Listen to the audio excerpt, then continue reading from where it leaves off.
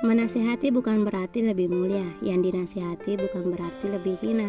Ingatlah bahwa kita semua pendosa, maka terimalah setiap nasihat dengan hati yang lapang dada. Hari Senin kembali menyapa, saatnya untuk bergelut lagi dengan pekerjaan. Sudah banyak tugas yang meronta-ronta ingin segera diselesaikan. Mungkin sebagian orang banyak yang tidak menyukai hari Senin, atau bahkan ingin menghapus hari Senin dalam kalender saja. Karena ketika di bayangan, hari Senin adalah hari bermulanya segala sesuatu yang membuat kepala ingin lepas dari organ. Padahal hari Senin begitu istimewa karena Rasulullah SAW dilahirkan dan wafat di hari Senin. Al-Quran diturunkan di hari Senin. Kemudian hari di mana Nabi Musa alaihissalam pergi ke Gunung Tursina, hari naiknya Nabi Idris alaihissalam ke langit, hari di mana Rasul tiba di Madinah saat hijrah, hari diciptakannya pohon, dan hari yang baik untuk berobat. Dari Ibnu Umar radhiyallahu anhu, Rasulullah shallallahu alaihi wasallam bersabda, "Berbekamlah pada hari Senin dan Selasa, karena sesungguhnya pada hari itu Allah menyembuhkan Ayub dari penyakit." Assalamualaikum Mbak Alda.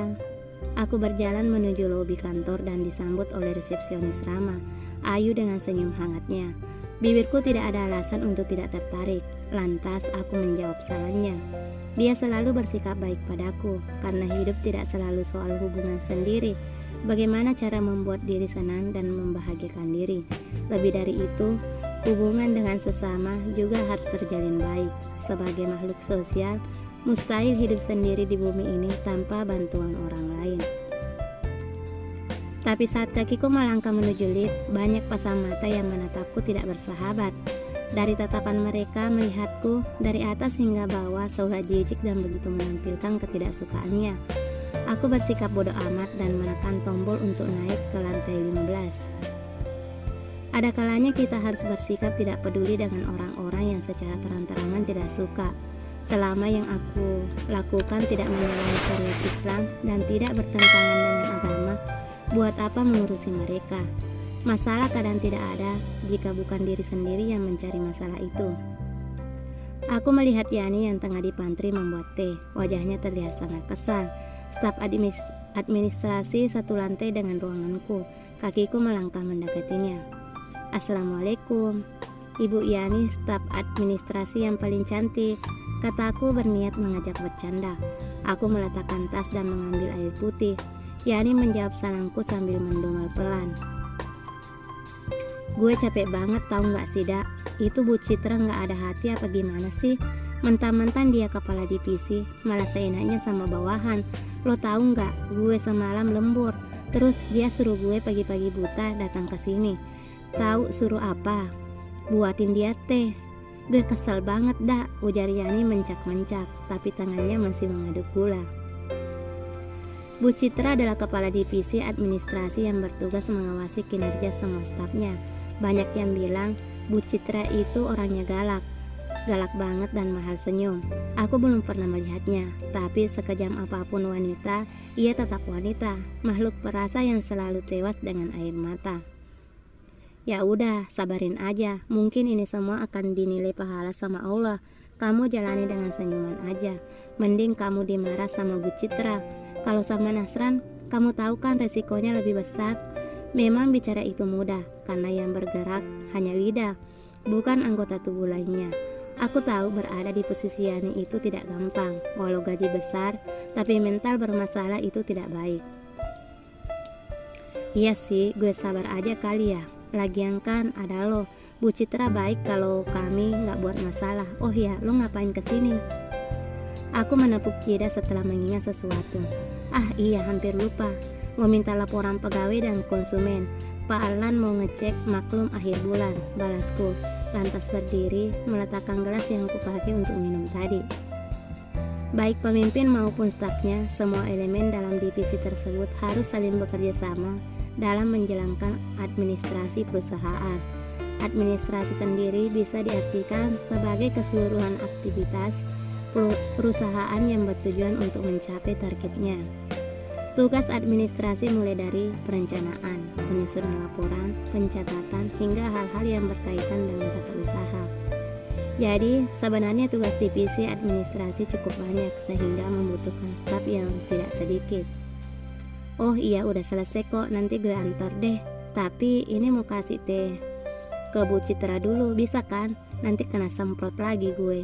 Aku mengangguk dan pamit duluan ke ruangan. Tugas Yani dan staf administrasi lainnya adalah merekap semua data yang berkaitan dengan perusahaan. Data yang dimaksud bisa mencakup banyak hal, mulai dari soal transaksi, informasi pegawai dan konsumen, hingga yang berkaitan dengan kegiatan perusahaan. Rekap ini sendiri meliputi proses pengumpulan, pengolahan, serta penyimpanan data, baik secara tertulis maupun komputerisasi. Rekap data berguna untuk mendokumentasikan data perusahaan secara lengkap dan lebih terorganisasi. Jadi, ketika membutuhkan suatu data untuk kepentingan tertentu, perusahaan tidak akan kerepotan mendapatkannya. Semua informasi sudah terkumpul dengan rapi di bagian administrasi dan tinggal menggunakannya sesuai keperluan. Saat aku membuka pintu, mataku tidak sengaja menangkap sosok pria yang duduk di kursi dengan tangan memijit pelipis. Kelihatan begitu lelah, wajahnya juga tidak fresh. Ada kantung mata yang menghitam di sana. Jasnya ia letakkan di meja. Kancing atas kemejanya Kak Arlan dibiarkan terbuka. Aku bisa melihat dengan jelas karena kaca transparan yang menghubungkan ruangan kami. Apa Kak Arlan lembur? Tapi kenapa tidak membebaniku juga? Seharusnya jika tugas atasan 1 kali lebih banyak, maka tugas sekretaris juga akan 2 kali lipat lebih banyak. But this. Aku kembali ke pantry dan membuat teh, lalu membawa minuman itu ke meja Kak Arlan. Ia mendongak ketika mendapatiku membawa segelas teh. Sejenak, Kak Arlan menutup laptop dan menghirup aroma teh herbal yang kubuat. Kak Arlan sendiri yang memintaku setiap kali membuat teh harus dengan teh chamomile. Teh chamomile atau chamomile tea adalah teh yang terkenal manfaatnya dalam mengurangi stres dan mengobati insomnia. Terima kasih, katanya. Aku hanya tersenyum tipis. Bapak lembur, tanyaku. Kini aku sudah membiasakan diri untuk bersikap formal jika di kantor. Kak Arlan menatapku sekilas. Iya, tadi cuma cuci muka, langsung wudhu dan sholat subuh. Alda, bisa bacakan jadwal saya hari ini? Tanya Kak Arlan.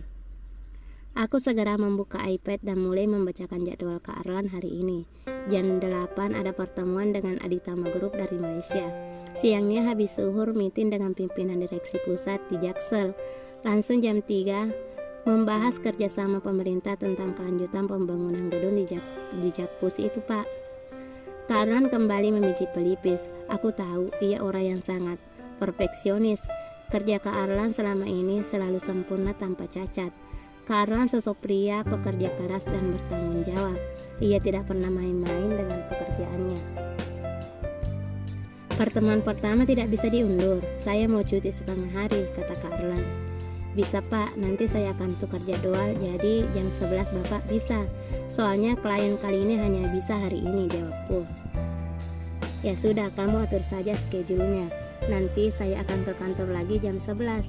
Kak Arlan membereskan barang-barangnya dan beranjak keluar. Aku bergegas mengganti schedule. Tiba-tiba Yani masuk ke ruanganku dan memberikan berkas yang kuminta tadi. Matanya celingukan seperti mencari sesuatu. Kak Arlan mana? Tanyanya. Cuti tengah hari.